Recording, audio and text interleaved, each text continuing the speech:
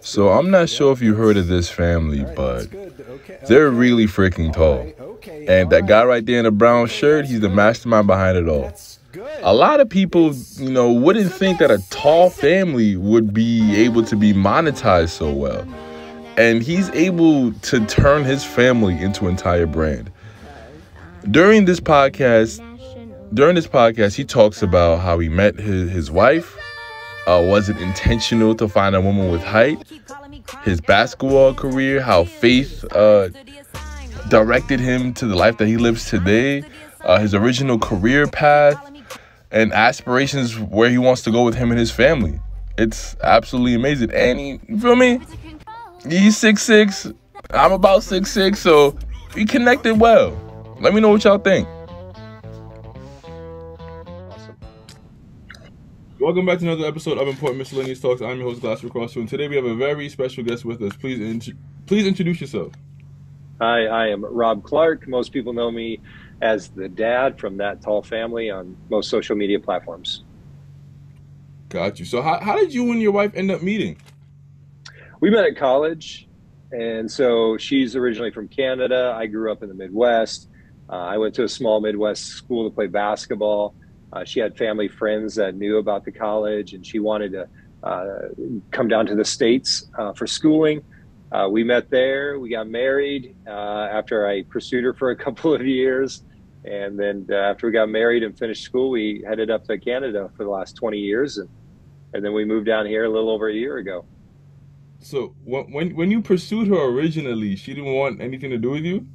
No. I was like, hey, you're cute. Let's go on a date. And she's like, no, thank you. And wow. And then so we became friends, and we hung around the similar circles. I think it was a year and a half before I finally convinced her to date me, but I'm persistent that way. Wow. Why do you think so long ago? Well, she would say, I don't know. I think she was a freshman on campus. I was a junior at the time. And so I think a bit of it was just she was unsure of me, basketball player on campus. And so there's some stigma to that. And so ultimately she got to know me. Canadians are pretty reserved. And so I think eventually she got to know me well enough and realized that maybe we were a good fit. So we've been married for 22 years now. So I think we made the right decision. Did you purposely pick a tall wife, or did you just so happen to fall in love with someone that was tall? No, I didn't purposely do that. I think it's just one of those things when you're tall. I mean, of course, you could do whatever. I mean, you could marry short people, but I don't. Looking back, I've never been asked that before, but I don't think I ever dated a short girl. So there's some people that look for the genetic advantage. Yeah, I wasn't thinking that far ahead. Wow. Wow. You said you played ball in college. What division? It's just Division III. Being 6'6", I mean, I would say I'm semi-athletic, not super athletic, and but it's one of those things. Most guys my size, with my ability, they would usually go either to a junior college or they would go to a bigger program, red shirt, try to get a little bit bigger, a little bit faster. And I just wanted to play basketball. And so I wasn't really too concerned about playing at the top level. I literally just wanted to find a school where I could play my first year. And so when that opportunity arose, I took it. And so it's one of those things where, and I don't know if there's a lesson in that. I think ultimately I could have played Division I if I went that route. But for me, I realized that basketball was fun. And I enjoyed being around guys, and I loved playing the sport. But for me, I knew that I didn't have aspirations of going to the NBA or playing professional overseas. And so Division III made a lot more sense, where you could just have a lot more fun and experience other things. Whereas in the Division I, you're pretty focused. I mean, that's something you're very focused on. That's what you're going to be doing for the vast majority of your time. Okay. Got you. What was your major in college?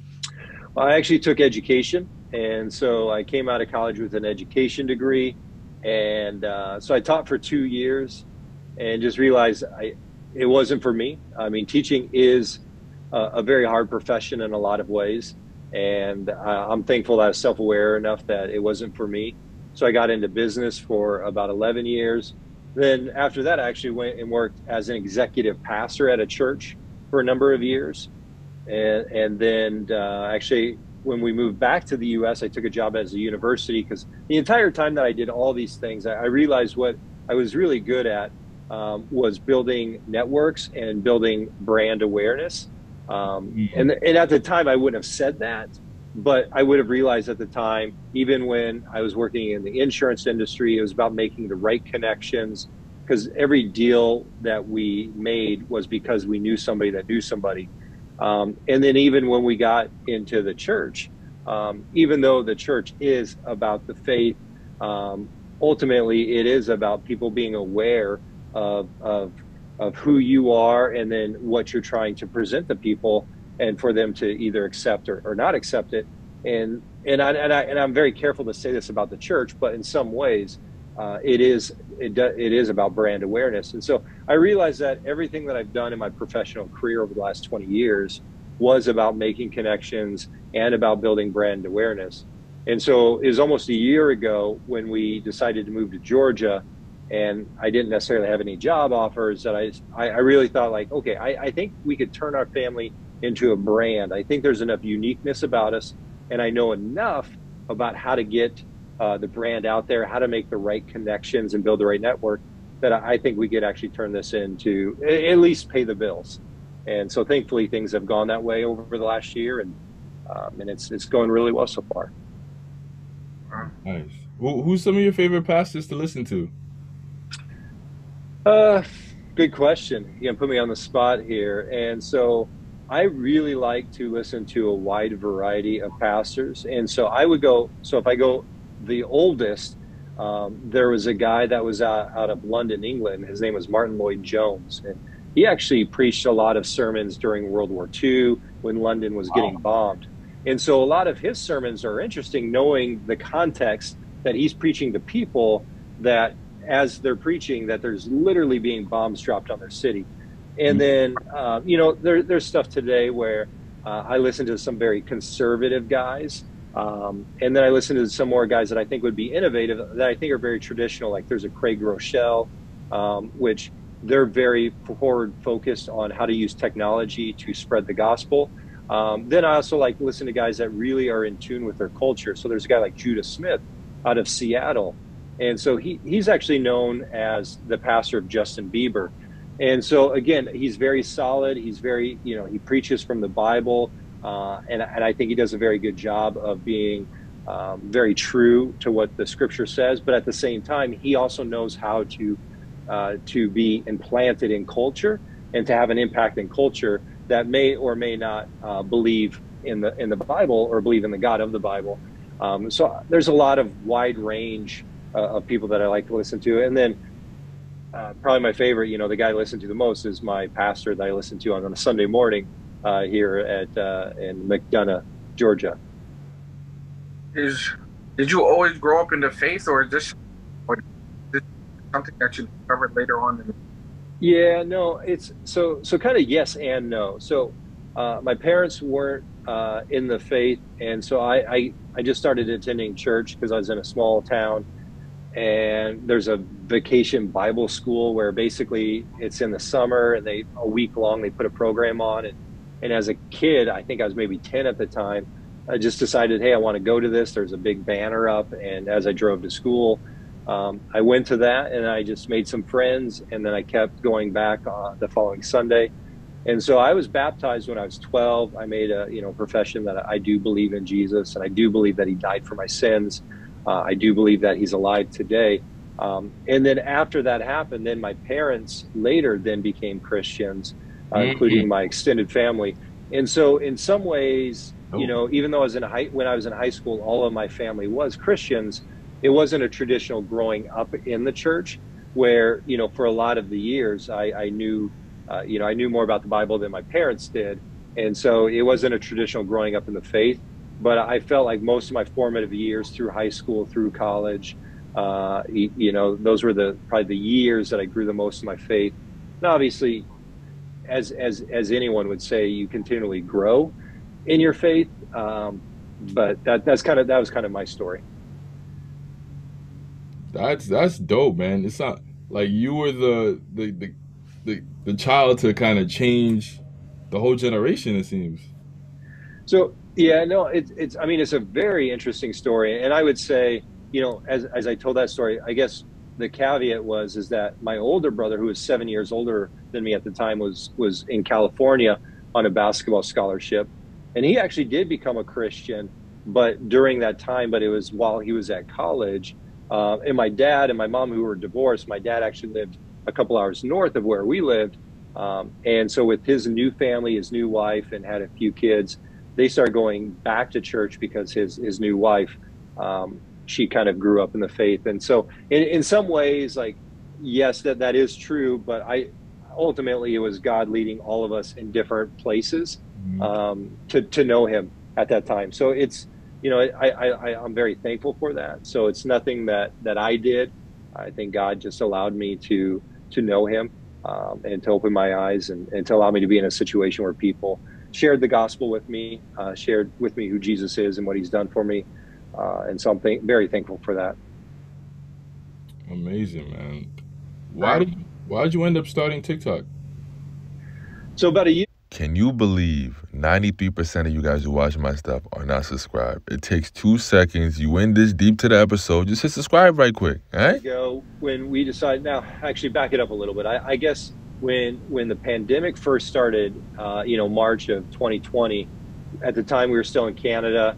Our kids are home from school. At the time I was doing consulting, so I worked from home. And it was just, we had a lot of time on our hands. And so TikTok was kind of blowing up a little bit then. So we got on TikTok, and, we'd make TikToks, and nothing too interesting. It's just really random. There was one TikTok I made where I was coaching my daughter's basketball team, and I recorded me like dunking on her when she wasn't looking. And then it went to like 5 million views, and that was like awesome. But then I remember after a while, then it was that time when everyone said like, oh, TikTok is Chinese and it's spying on you, and it's going to be banned in the US. It's funny to think about it looking back, but I mean, that was real conversation at the time that it was going to be banned in the US. And so we kind of let it go, and we didn't dive into it more. And then about a year ago, when we decided to move, maybe a little bit more than a year ago, when we decided how I think I can make this social media thing. In my mind, it was going to be, I was going to build our family brand as enough that I could show people, listen, I know how to build brands. I know how to gain followers and to create these networks. You should hire me as a consultant to help you do it for your company. But as it started going, and so that was the plan all along. But within a few months, it was very clear that TikTok was taking off super fast. Instagram and YouTube were a little bit behind it, but they were all growing. But we got to the place where companies were reaching out to us, offering us substantial money to do videos for them. And so now we're at the place now where, I'll talk to anybody about, what we're doing and how we're doing it. But we're at a place now where that Tall Family as a brand is going to make us enough money that I don't have to worry about consulting for income. Nice. Now, if a company said, hey, we're going to give you $20,000 to come out and talk to us for a week, I'm going to still say yes to that. But we don't need to go that route any longer. And so there's some amazing opportunities coming down the pipe for us. I definitely commend you for making your family a brand, because outside looking in, most people wouldn't believe that, well, just a Tall Family would be able to be this profitable and this marketable. So when you first started this, did you think that being a Tall Family would end up being a reliable niche to work with? Well, yes. And the only reason I say that is that I just believe that the world is so big. And sometimes we get in our own little bubbles that we forget how big it is and how many people are out there. And so if you look at the numbers on, at Facebook at one point, the number of people that were on there was much, much bigger than the amount of people that were posting on there. And then the same happened to Instagram. And it's still true of Instagram. The number of people that are on Instagram versus the amount of people that post every day is still a huge divide. And then TikTok was even lower than that. There was just so many people on TikTok consuming and there wasn't a lot of people producing content. So I was pretty confident that, you know, anyone with any sort of niche uh, could do well on there. And so Mm. obviously we all know like Charlie D'Amelio's story. And let's just be honest. I mean, she's talented, she's smart, but at the end of the day, she's fairly average. And I say that in a positive way. No, I say that in a very positive way, Know what you mean? right? You know, if she were to go on Dancing with the Stars, like, would she win? You know, before people knew who she was, like, and I can't, I'm not a good judge of dancing, but she was just able to tap into that niche where she's like, a lot of girls can look up to her and say, she's just like me. And so you don't have to be that Instagram, you know, model with, you know, the six pack abs, you know, the giant guns. In fact, I think it would be harder to break out, you know, looking like a perfect model than it would be to have something just more unique about you. And so there's people, you know, there's stories of 12-year-old girls that are millionaires now because they made and sell slime on YouTube. And so we just got to realize the world that we live in, no matter what we Mm. do, there's an audience out there. And I think for most of us, we get in our own heads thinking like, there's nobody wants to see what we're doing. Like no one cares about what I care about. But the world is so big that it's true. You have said that your wife is originally from Canada, right? Correct. Uh, those being her roots, her coming to the States, migrating to the States, how was that? How was the adjustment? You know, was it a culture shock? Was it easy or hard to adjust to? No, yeah. So I mean, we really wanted to get back in the States. So she, you know, went to school in the States for 4 years. And then after we got married, and, you know, we joke all the When did you time guys that, get married? what's that? When did you guys get married? We got married in 2000. How old are So you we've been now? married. Yeah. So we're 40. I'm 44. My wife's younger than me. And no, she's 42. And, and so for us, we wanted to get back to the States, and we would always travel down to the US. So I got family in Houston, I got family in California, I got family in Illinois. And so we were always traveling down here to the States. Looking back, even when we still lived in Canada, I think we keep counting. I think my kids have been to over 34, 35 states in the US. So Oh, my kids growing up in Canada have been to more states than most Americans have been to. So it's a situation where I would say that my wife, even though she's Canadian, is more American than she is Canadian. Just, you know, personality and what we like to do. You know, we like the warmth. We like to be outside. We like suburbia. Like just who we are just makes more sense here. So the culture shock really wasn't there. And even when we moved down south here, you know, it's exactly what we thought it would be in a lot of the good ways. And so there hasn't been any, I wouldn't say there's been any shock. You got married at 22? 22. Uh, yeah, I would have been maybe. I think I just turned 23. Yeah, I just turned 23, and then my wife was just turning 21 at the time. So she was Wow. in college. Yeah, so she had a year after we got married. She had another year to finish in school. May I ask why getting married so young? Because a lot of people feel as though that's too young to be married. But also, that was also kind of a different time too.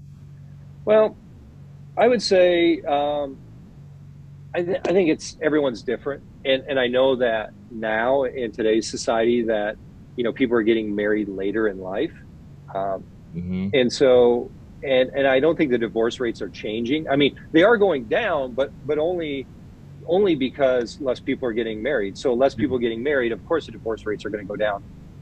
Now, my philosophy is that we were young, and yeah, we didn't know what we were doing. Um, but also, I think if you're 30 and get married, then you know you had a lot of years where you're kind of living life on your own as an adult, and so now you add a new person into it. There's a lot of things that you have to change. Where my wife and I, like, we graduated out of school, and so our first apartment together. I mean, like everything, like the first time that we have to figure out how to pay car insurances together. You know, so everything that you do in life, like right from the get go, we're doing it together. Um, and so I think there could be, you know, good and bad in it. You know, for us though, we just decided we wanted to be married together. And both of us had the mentality that divorce is not an option. So no matter what happens, we were going to work it out and figure it out. Mm. And so, you know, and then we did. And so for us, it's been great. And it's one of those things I'm very hesitant to tell anyone to get married young. I'm very hesitant to tell anyone to get married late.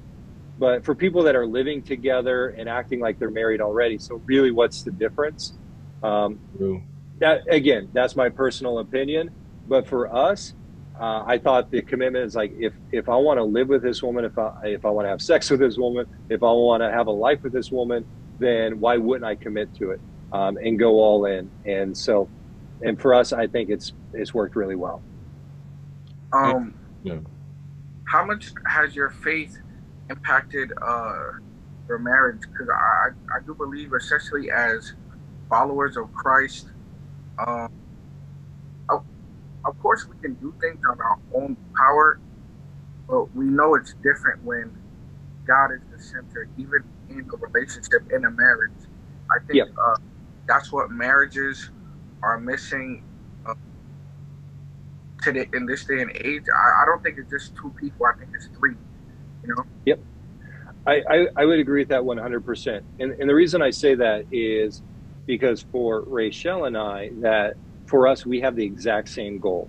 Our goal is to honor God and to do the will of God. Now, that could be debated on what does that look like, but ultimately we have the exact same goal. And in a marriage, no matter who it is, marriage, there's at times where it's really hard. There's times where it's easy, but there's times where it's really hard because we're human beings. And I think that because of our faith in Jesus, that changes everything. And so even if two people are really good, they may have these and so I call them the ultimates. And so for me, nothing trumps my faith in Jesus. And so nothing, not even my marriage, not even my kids, nothing trumps that. Now, it's very clear that in Scripture it tells me one man, one woman, one marriage. And so for me, I'm like, okay, that's the rules that I want to play by. And so, but even if you have a very good man, a very good woman, the man says, my ultimate is providing for my family. And that's a really good thing. But if for him, that's everything. And the woman says, I like that, but my ultimate is security, that I want to be secure no matter what. Now, at some point, if they have different ultimates, like then you can have issues. So for Rachel and I, both of us to have the exact same goal, that nothing is more important than our relationship with Jesus. Everything flows from that, from how we have conversations, how we work out conflict, how we raise our children, how we make decisions on how to spend our money. All the issues that are stressors in marriage, we run them through the lens of, okay, as Christians, how should we actually move forward on these things? That's very interesting. You're dropping some bars right now, man. It's interesting that you say that, because I think that's what really the main focus is, security, providing, and then I think it's so easy to get lost in that. So I never really saw it from that perspective. I think, like you said, Jesus should be the ultimate goal, beyond security, beyond providing. It's so easy to get lost in Get caught up. Mm-hmm. Yep. Yeah, and I think it makes me a better husband, because by me wanting to do the will of God, I am going to be a better husband. I am going to be a better father. And so for us, and again, I want to be careful that I'm not preaching at people, but it's something that I believe with all my heart, mind, and soul. And I'm just thankful that God's allowed me to, that He's opened my eyes, because I know it's not anything that I've done, but it's everything that He's done. Got you. How would you explain your family dynamic off the camera? So I think it's very similar. So what we've done is, TikTok, obviously it's more of the trends, quick hitting. Instagram, where we do the stories, we just share a little bit more like life. Hey, we're driving to a basketball game. Hey, we're making supper. So I think if people look in on our Instagram, for the most part, it's very normal. So we're not any different on camera than we are off camera. I think the next part that we're going to lean into is going to be more the YouTube. And so producing, a little bit longer form content, 5 to 8, 10 minutes vlogs of, this is what it looks like, a couple of days in our life looks like. Um, and so that, but really off the camera and on the camera, we try to be exactly the same. Now there are times where we make a TikTok where we're like, we don't really feel like making a TikTok today, but like, we should, and it's actually putting food on our table. So, but even then it's like, okay, well, we spend 5 minutes of time knowing that it's gonna, make us a couple $100. I'm like, well, that's probably a pretty good trade-off. So there are times where it is work, and then you kind of got to fake it a little bit, but we're never faking, if we do that, it's, okay, we're going to do this trend and you're kind of dancing, even if you don't feel like dancing, type thing. It's that, but we try not to be fake at all. And so if you watch our Instagram reels, or our Instagram stories, that's exactly who we are. Got you. What have been some of the bigger opportunities that have come your way through TikTok?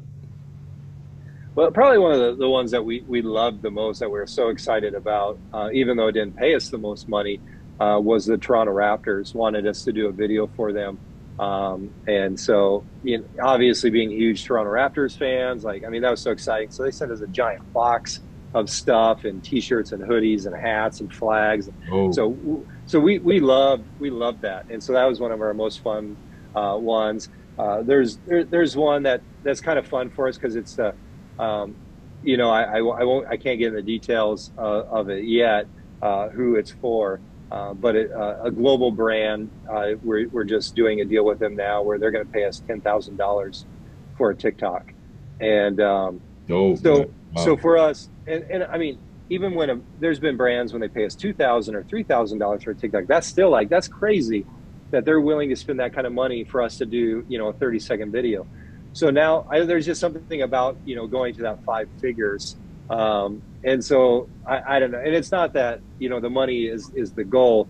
There's just something that's fun about, getting to those new levels. The past 2 weeks have been interesting. We've talked to 4 studios now, media studios, that work for some streaming services. And so we're in talks with some different ones. And I don't even, it's funny, TikTok, Instagram, YouTube, that makes sense to me. But for some reason, I haven't been able to see in my head where they're approaching us about doing a show, which is, I just don't see that yet. But if they're willing, to take, roll the dice on that, as a family, we'd be all in, because I think it'd just be a lot of fun. I think it'd open up opportunities for us as a family, us as the kids going forward. And so it's been a blessing. And the people reaching out to us has been amazing. People are, of course, there's a few people on the internet that are rude, and I get it. I mean, they don't know us, and they're just saying hurtful things because they probably had a bad day. And so, but the vast majority of the comments and the people following us are so kind, are so encouraging, and it's been fun. And so, just the other day, we were on an Australian morning TV show, and the amount of people that were watching us on TV and taking pictures of us on their TVs and sending it to us, and just things like that. I mean, it's crazy that people would invite us into their life, even if it is for 30 seconds of, scrolling social media. That's still a blessing, and we're so thankful for all the doors that have been opened up so far. At what point did you realize TikTok was really starting to take off? I think probably within the first week that we decided, when we decided, hey, we're going forward, That Tall Family, we're rebranding, instead of just Rob Clark, it's, That Tall Family. We're going to make this a family thing. I think the first week we had a video that popped off for a couple million. And then I just knew, okay, there's something that's going to be here. And then because we just knew that if we put the work in, that it was going to happen. Honestly, I didn't think it was going to happen as fast as it did. I thought it was going to take more time. And then just TikTok went through the roof. And March 1 will be 1 year of doing this. So we're coming up on 1 year. And we'll have, at that time, 1 billion views over the past year. Nice. And so like for me, it's one of those things where not my wildest dreams that I think that was going to happen in a year. But I did think ultimately, like I said, I thought we were just going to do well enough that some companies are going to be like, okay, you understand how this works. Come help us figure that out. So to get where we're at today, and to, wake up with an inbox with people wanting us to pay money to do a video for their company. I just didn't think it was going to happen like that, but I'm incredibly thankful. And as long as it keeps happening, we're along for the ride. Do you and your children get noticed often? Well, I mean, that's the thing too. Like when we walk into Target, Card being 7'1", my daughter's being 6 foot, 5'9", and when you put shoes on, even taller. I'm 6'6", so people notice us anyway. And so Right. often people are like, oh, hey, there's that tall family. And so we go in a restaurant, a few times, hey, there's that tall family. So we were being recognized even before. Now now a lot of people are like, hey, you're the TikTok family, right? And that's great. We love it. So people would always ask us like, hey, how tall are you? And so now it's like, oh, they don't ask how tall we are. It's like, oh, you're that TikTok family. So it really nothing's changed that way. And the kids, they don't mind it. Their personalities are great and they enjoy it. It's provided amazing opportunities for us as a family. That is spectacular, man. Oh my goodness. So how does a tall man like myself, where would I look to find a tall woman? Because I want my kids going to a tall So, I mean, I wish I had a better answer for you. yeah. I mean, college campus was a great place for me because there was a lot of girls there, and you got to spend time with them. But yeah, that's a good question. Yeah, I guess I missed that one. Sorry. Yeah, sorry, I do can't be of further help. do you think your height has helped you out in life? Because there's studies out there that believe that, taller people get promoted faster. A lot of women are attracted to the height. So do you think Yeah. the height has helped you out in life in ways that you don't really recognize? Well, I say yes, but there's we no one could really answer that question. And the reason I say that is that now because I'm tall, um, that people assumed I should play basketball. And so I was put into basketball. Because I was tall, I was better than someone of the same ability that was shorter than me. But because I was better and I just played and then I enjoyed it, then I played it more. And then I got better. And because my height, so all of that led to me going to a college to play basketball that allowed me to meet my wife, so it is a domino effect. And so Mm. me being tall, getting into basketball put me on this trajectory. And so if I was 6 foot tall, which isn't short, but if I'm 6 foot tall, do I play college basketball? Do I have that same trajectory? Probably not. But doesn't mean that my life would be worse. So it's one of those things where I do know there's studies of CEOs get paid X, percentage more. Um, and that may be true, but most of us know that we can make numbers say whatever we want them to say. Um, you know, I Mm. mean, Tom Cruise is very short and he's done okay for himself. If you're talking about success, right? And so like I'm trying to think of, a tall actor. I mean, but at the end of the day, like if you wanted to go, and that's the thing, if you look at most actors and actresses, they're shorter than the average human being. Yes, And so it's one of those things that, there are probably areas of life that I'm going to be excluded, that my children will be excluded because they're too big. Um, and Mm. so, and so it's one of those things. If, Carter wanted to be an actor, it's like, okay, he could play Chewbacca, but he's not going to be playing Spider-Man. exactly, exactly. Which makes perfect sense. So uh, was height a deal breaker for you? Like if she was too short, you would figure, all right, I can't No, do this. no, I mean, I never thought about it.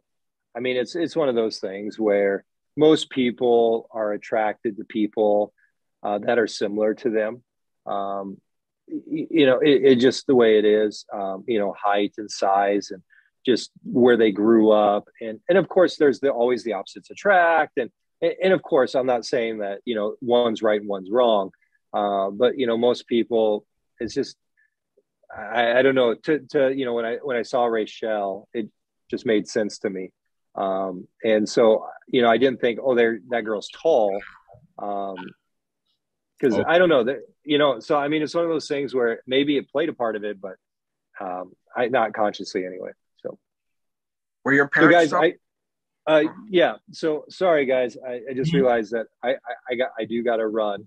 No issue, no issue. But I really enjoy, you know, the opportunity.